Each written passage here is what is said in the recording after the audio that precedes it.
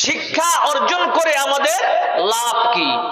দুটাই টপ এক পয়েন্ট থাকবে আমার আজকে, কারণ ঠান্ডার দিন, বেশি সময় নিব না।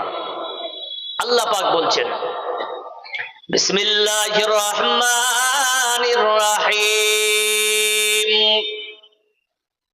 ইকরা বিইসমি রাব্বিকাল্লাযী খালাক।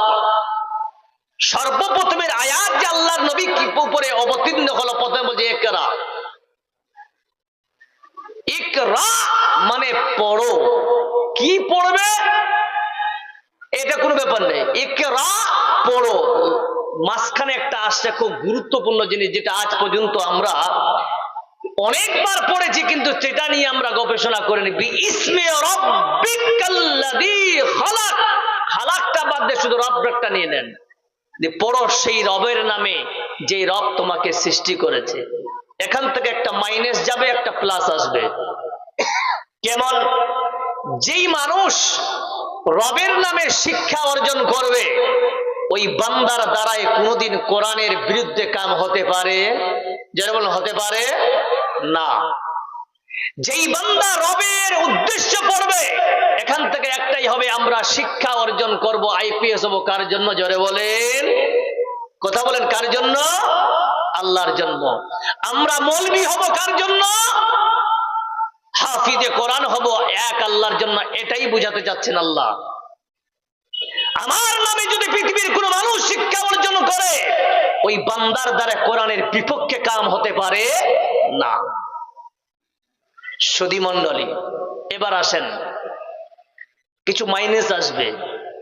অনেক ধারণা মানুষের এসে গেছে, অনেক আগে দেখেছি ছোট্টবেলায়, মানুষের কাছে নয়, চাচা বাবা কাছ থেকে আমরা শুনতাম যে কোনো একজন ব্যক্তি নাকি নিজের মায়ের পেটের গর্ভে থেকেই 15 পারার কোরআনের হাফিজ হয়েছেন। যারা বলেন সুবহানাল্লাহ, বলেন নাউজুবিল্লাহ। যদি এটা সত্য হয়, আমি আলবাত মেনে নিচ্ছি। এটা যদি সত্য হয়, কোরআন মিথ্যা হয়ে যাবে। আর কোরআন কোনদিন মিথ্যা হতে পারে? কথা বলেন, কোরআন কোনদিন মিথ্যা হতে পারে? কোরআন বলছে, ওয়াল্লাহু আখরাজাকুম মিন বুতুনি উম্মাহাতিকুম লা তা'লামুনা শাইয়্যা। এই পৃথিবীর মানুষেরা শোনো, কোন বান্দা যখন নিজের মায়ের গর্ভে থেকে ভূমিষ্ঠ হয়, সেই সময় যখন ভূমিষ্ঠ হয়, লা তা'লামুনা শাইয়্যা, ওই বান্দা কিছুই জানে না। যদি এটা সত্য হয়, তাহলে 15 পারার কোরআনের হাফিজ মিথ্যা হয়ে যাবে, কারণ কোরআন সত্য, এটাই আমরা জানি। যুক্তির দিকে যদি আসি, ওই সময় কোরআনের সব থেকে বেশি যার প্রয়োজন ছিল, সেটা হলো আপনার নবী, আমার নবী জনাবে মুহাম্মদ রাসূলুল্লাহ। সকলে একবার পড়ুন তো মহব্বতে সাল্লাল্লাহু আলাইহি ওয়াসাল্লাম। তিনার উপরে নাজিল হওয়ার কথা ছিল, কিন্তু না, আস্তে আস্তে 23 বছরের জিন্দেগিতে পুরো কোরআন অবতীর্ণ হলো। কি ধারণা ছিল বন্ধু? এবার এই আয়াতের ব্যাখ্যার দিকে আসেন। আল্লাহ পাক বলছেন, বান্দা, যেই বান্দা দুনিয়ার মুখ দেখার আগে যখন ভূমিষ্ঠ হয়, সেই সময় কিছুই জানতো না, তাহলে এই আয়াতের উপর আরো একবার প্রশ্ন হবে। বলে, প্রশ্ন কি? বলছেন, ও মৌলবি সাহেব, যদি এটা সত্য হয়, আল্লাহ তাআলা বলছেন লা তা'লামুনা শাইয়্যা, কিছুই জানে না, তবে মাওলানা সাহেব আমরা দুনিয়াতে দেখতেছি কেউ আলেম হচ্ছে, কেউ ডাক্তার জাকির নায়েক তৈরি হয়েছে, কেউ আবার কারি সুদেশ তৈরি হয়েছে, আবার কেউ আইএস হয়েছে, আবার কেউ আইপিএস হয়েছে, কেউ প্রধানমন্ত্রী হয়েছে, কেউ বৈজ্ঞানিক তৈরি হয়েছে। আল্লাহ পাক বলতেছেন কিছুই জানে না, তাহলে কি ব্যাপার? আল্লাহ পাক বলতেছেন, বান্দারে, তাহলে শোনো, আজকে যাদবপুর এলাকার বাসীরা আপনাদের প্রশ্ন করে, আপনাদের এলাকায় জন্ম নেওয়ার সঙ্গে সঙ্গে আব্বা বলে ডেকেছে কাউকে? জোরে বলেন, ডেকেছে?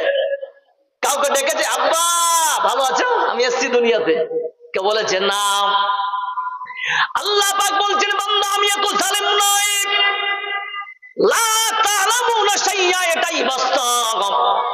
কিন্তু বান্দা শুনে না, ইন্নাস সামআ ওয়াল বাসারা ওয়াল ফুআদ, তুমি কিছুই জানতে না বান্দা, কিন্তু তুমি যে দ্বারাই শিক্ষা অর্জন করবে তার দক্ষতা আর জেনে আমি আল্লাহ এই পৃথিবীর জমিনে পাঠিয়ে দিলাম, তার নাম হলো ইন্নাস সামআ।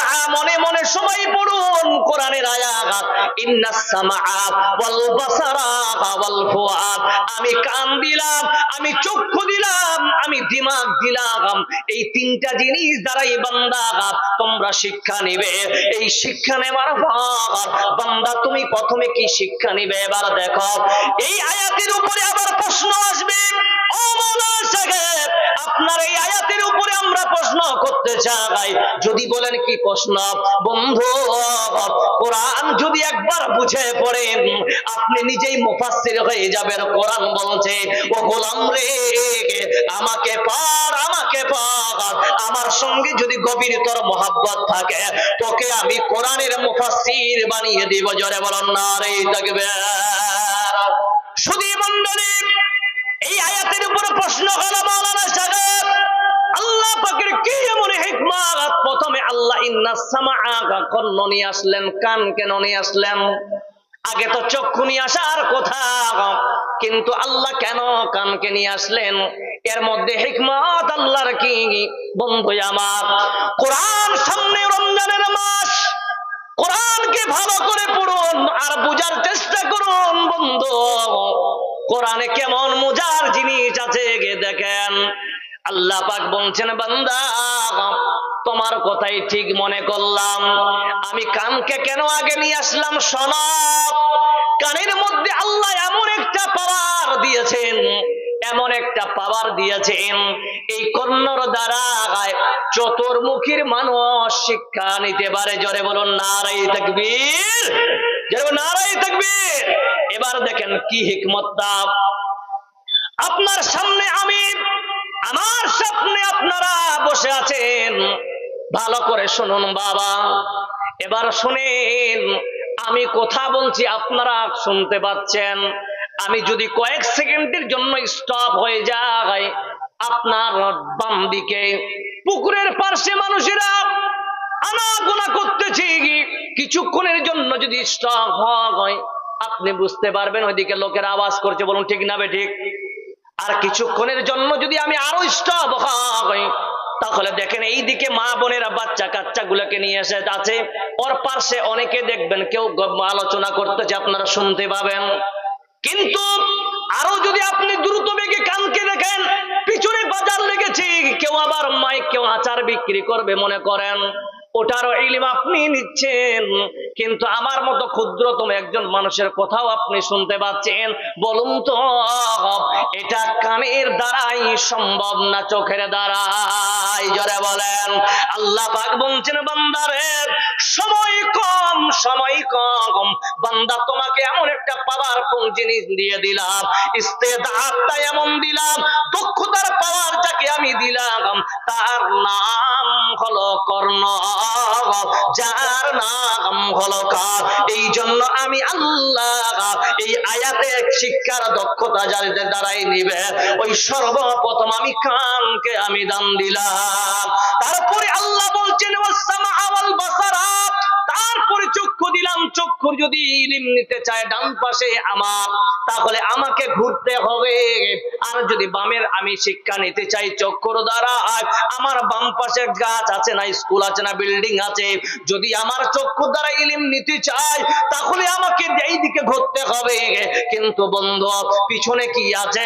আমার পিছনের ইলম যদি সূক্ষ্মভাবে নিতে চাই তবু আমাকে গর্দনটা ঘুরিয়ে পিছনে তাকাতে হবে। জোরে বলুন ঠিক না বেটে? আল্লাহ বলছেন, ও গোলাম, এমন একটা পার্স তোমাকে দিয়ে দিলাম, চতুর্মুখী তুমি নিতে পারবে।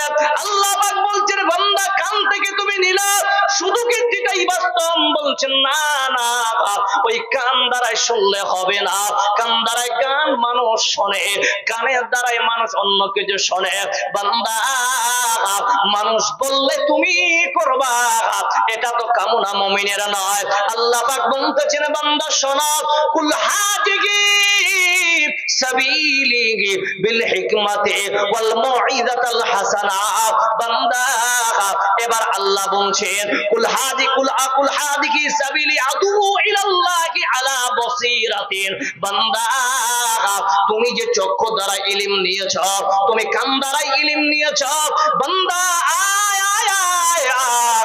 আল্লাহ এই জায়গায় আবার চক্ষুর প্রাধান্য দিচ্ছেন। দেখো এই চক্ষুর দ্বারাই সম্ভব মানুষের দ্বারাই কি জাগ্রত জ্ঞান মানুষ নিতে পারে, এটা পাওয়ার আল্লাহ চক্ষুকে দিয়েছে। জোরে বলুন সুবহানাল্লাহ। শুধু মণ্ডলী এবার দেখেন আল্লাহ কর্ণ দিল, চক্ষু দিল, ব্রেন নামক একটা জিনিস দিয়েছে। এই ব্রেনের কান কি আজকে আপনার মোবাইল দেখেন বা কম্পিউটার দেখেন, আপনার কম্পিউটারে 164 জিবি থাকে বা 564 জিবি থাকে, কারো আবার 100 জিবি থাকে। যদি 100 জিবি পূর্ণাঙ্গ হয়ে যায়, বান্দা তোমাকে দ্বিতীয় জিনিস ভরাতে গেলে আপনাকে আগের গুলো ডিলিট করতে হবে। আল্লাহ বলছেন ও বান্দা শুনে নাও, তুমি যতগুলো ইলম অর্জন করতে পারবে তুমি ইলম অর্জন করো। বান্দা তোমার লাইব্রেরি দরকার আছে বলে আমার বাড়ি নাই, ঘর নাই, আমার কোনো আলমারি নাই। আল্লাহ বলছেন বান্দা ইলম রাখার জন্য ঘর বাড়ি লাগবে না, তোমাকে আমি এমন একটা আল্লাহ নিয়ামত দিয়ে দিলাম, ওই নিয়ামতের নাম হলো আল ফুয়াদ, ব্রেন নামক জিনিসটা দিয়ে দিলাম। বান্দা বহুত পর্যন্ত তুমি শিক্ষা না গাও, তোমার ওই শিক্ষা নেওয়ার জন্য ওই লাইব্রেরিতে ঢোকাও, তোমার ব্রেনে ঢোকাও, একটা ঢুকাবা মত পর্যন্ত কোনোটাই ডিলিট হবে না। কিন্তু গোলাম রে একটা জিনিস লক্ষ্য রাখবে, আমি 3টা নিয়ামত দিলাম, 3টা নিয়ামতের কদর করো। যদি তোমার দ্বারায় কদর না হয়, বান্দা হাফিজে কোরআন হওয়া সত্ত্বেও তুমি কোরআন ভুলে যাবে। জোরে বলুন ঠিক না বেঠিক? অনেক হাফিজ দেখবেন কোরআন মুখস্থ করার পর দুনিয়ায় লিপ্ত হয়ে গেছে, আল্লাহকে স্মরণ করে না। ওই বান্দা আস্তে আস্তে আস্তে করার পর ওই বান্দা সঙ্গ ভুলে যায়। এবার দেখেন আপনারা এই জায়গায় এসেছেন ভালো কথা শোনার জন্য, তাহলে ফালাম আন্নাহু লা ইলাহা ইল্লাল্লাহ, জোরে আমার সঙ্গে পড়েন, ফালাম আন্নাহু লা ইলাহা ইল্লাল্লাহ। আল্লাহ পাক বলতেছেন গোলাম রে সর্বপ্রথমে যেটা তোমাকে শিক্ষা নিতে হবে ওটা হলো কালমা লা ইলাহা ইল্লাল্লাহ। লা ইলাহা ইল্লাল্লাহ আমরা শিক্ষা নিয়েছি, জানি না কি জানি, এটা গেলে জানি আল্লাহ ছাড়া কোনো মাবুদ নাই, এটাই আমরা বিশ্বাস, তাওহীদের উপরে বিশ্বাস রেখেছি। কিন্তু এটার উপরে কত মাল ঢুকে আছে, কত লট আছে আমরা জানি না। আজকে মুসলমান দাবি করি, নিজের বাড়ির দিকে তাকান, সকলের যেই দিকে যাবেন বান্ধব, আজকে আপনার বাড়িতে এসে আপনি জ্ঞানী মানুষ, কিন্তু আপনার বাড়িতে শরীয়ত বিরোধী কাম হচ্ছে কেন? এটা তো জ্ঞানীর পরিচয় নয়, ঠিক না বেটি ভাই? কেমন কথা? আজকে যাদবপুরের এলাকায় বাসীদেরকে বলি, আপনাদের গ্রামে বিয়ে হয়? বিয়ে বিয়ে হয় হয় হয় না? কোন আদিম যুগের মানুষের